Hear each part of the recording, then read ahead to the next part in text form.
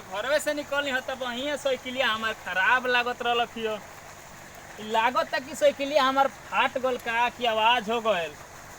अच्छा देखो तनी कोनो ना कोनो तो मूला मिलिए जाई। ऐसा धर्म की मूला कि पहले हमार साइकिलिए बनवा देवो आ पहले अपन काम कर ली हम। वाह मजा आ गई। देखो तनी आज तो कोनो मूला वाला फंसता कि ना। हमार तो सब क्रियाक्रम हो गए। अब जा तनी हमें बैठे। ओम नमः शिवाय ओम नमः शिवाय ओम नमः शिवाय ओम नमः शिवाय ओम नमः शिवाय ओम नमः शिवाय। हे भगवान कोनो भेज देगो मूला के हमार काम चलो। चल तनी अपना कुटिया पर बैठे करते।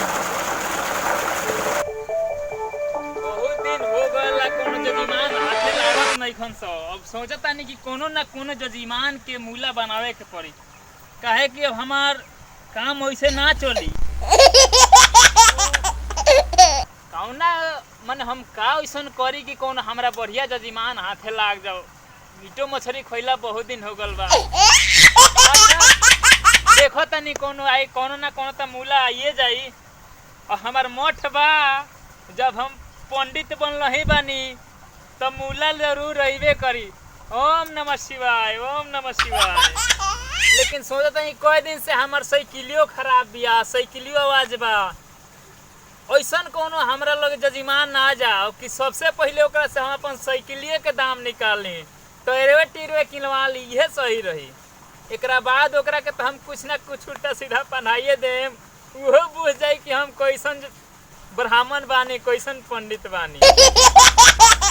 ओम नमः शिवाय ओम नमः शिवाय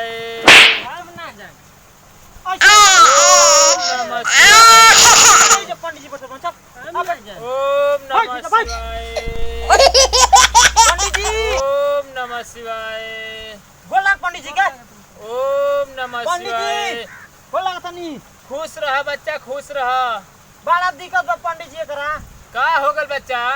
बड़ा दिक्कत बा। रोवा से का बताई? का हो गल बच्चा का हो गल का दिक्कत बा? राती में ना हाँ भौजी के कच्चा पही लेता गांव में घूमे लगता। बच्चा ई तो ग्रह बहुत खराब बा बच्चा। तो ठीक करी ना बाबा। जन्नी जजमान कितना लेकर हरकत बताई बताई कुछ एकर कुछ करी पंडित जी। जजमान हम का ती तारा से बात कहतनी ना कि एक ऐसन ग्रह बानू हाँ कि लड़का के जिंदगी पूरा खराब कर दी। ना तो पंडित जी सही करी एकरा के। जजमान सही तो हो जाई। हाँ एक हरकत जान तेरा कौन बा? कबो कछे के ऊपर से चोली पहनता कबो पैंटे के ऊपर से कछा पहने लगता। सब पहिरेला पंडित जी। हरकत करता नु। अरे सब कुछ करेला। रोवा से का बताई?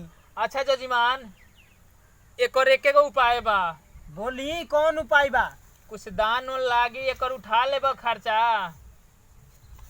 जजमान जजमान पंडित जी के काहे के लोटा छोतर रे? अरे जजमान मारो मत। देखो राउर लोटा अपन मान को दी की ना? ना जजमान ऐसा कोनो बात नहीं है। खर्चा उठा पैब। हाँ उठा ले हम। बताई कौन खर्चा बा राउर? जजमान खर्चा तो कोनो ज्यादा नहीं खे। हाँ तो जजमान खर्चा तहारी है लागी कि एगो तू नया साइकिल के ट्यूर दे दी। अच्छा हाँ काहे पंडित जी टॉय ट्यूब का करब रहुआ? अरे जजमान ई जौन एकरा के ग्रह बा ना हाँ ग्रह के भगावे के पड़ी। काहे कि हमरा उहे चीज चाहिए। देखो तनी कैसन कैसन हरकत हाँ करता। अभी जजमान एकरा से और हरकत गंदा करेला हम तारा से का बताई? झूठ नहीं कहना बोलत पंडित ना जी। जजमान एकदम लड़का ठीक हो जाई पहले जैसन हो जाई। आई हमरा के एगो साइकिलिया के टायरा बा। अच्छा आ एगो साइकिलिया के ट्यूरा बा। हमरा के शुक्रवार के ले आके हाँ आ तू 11 बजे लेके आई हो। आ सब लड़का के हम बीमारी ठीक कर। अच्छा बाबा प्रणाम। ठीक चलो बा। तनी शुक्रवार के आईम। ठीक बा। हो जाई ना टॉय ट्यूब दे देम तो? हाँ जजमान एकदम ठीक हो जाई। तू टेंशन फ्री होके जा जजमान। अच्छा बाबा प्रणाम दोबारा। ठीक बा जजमान। कल्याण भवन एकदम कल्याण भवन। चले। ओम नमः शिवाय ओम नमः चले। शिवाय हरिओम। जाओ बच्चा अरे जाओ। चल रे। अरे जाओ बच्चा खुश रहिए। जाओ एकदम ठीक हो जी। ना बच्चा मारा मत जाओ। ओम नमः शिवाय। बहुत तागरा।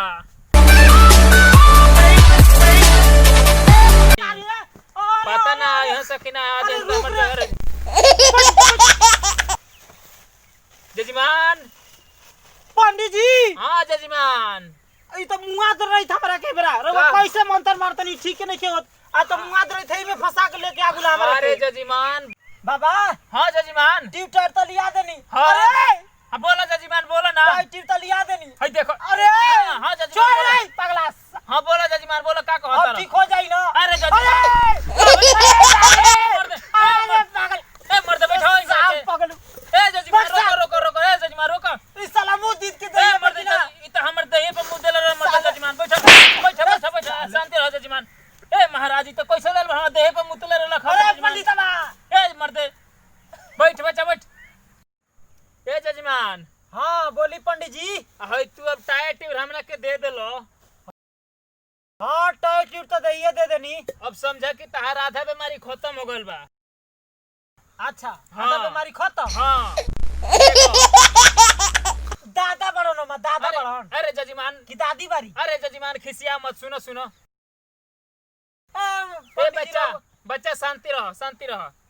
अब जजमान तू यह काम कर कि आराम से लइका के घरे लिया के जा अच्छा आ तू बढ़िया से घर लिपवाव हां थोड़ा कपूर जलाव अच्छा आ थोड़ा अगरबत्ती देखाव ठीक बा आ बढ़िया से गुआरे पिछवारे घर के पीछे हां एकर बियाह करावो आ तहर लइका पूरा घर दुआर खुश हो जाई आ इहो लइका खुश हो जाई तहर सब बीमारी दूर हो जाई।